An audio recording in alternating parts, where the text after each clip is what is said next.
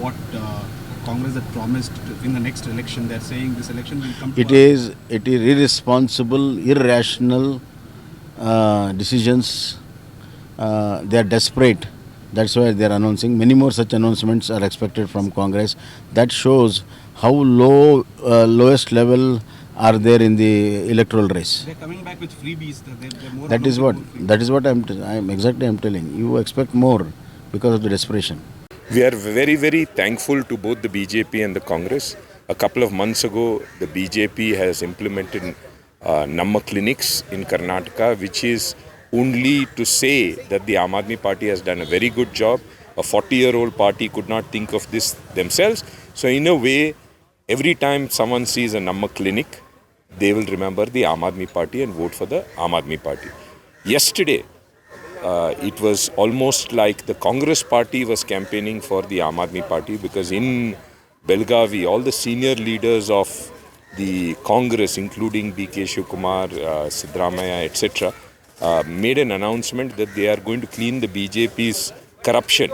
And to show that they are going to clean, they took the broom to their hand, which is only an endorsement that if you want to clean corruption in Karnataka, it's possible only through the Aam Aadmi Party. It's possible only through the broom. There is a big price rise, inflation. We have to address that problem. The government of India, the BJP government, Honorable Prime Minister said that he is going to double the income of everyone, farmers. No price rise has to be looked upon. How to help them? Their income has not been doubled or it has not been supported. So it is the duty of the Congress party. We are sure that Congress party is going to come to power. At least 1,500 rupees per every month it will happen to every house. I, being a power minister, I know how to find out the resources for this help. I have made this state an excess power state.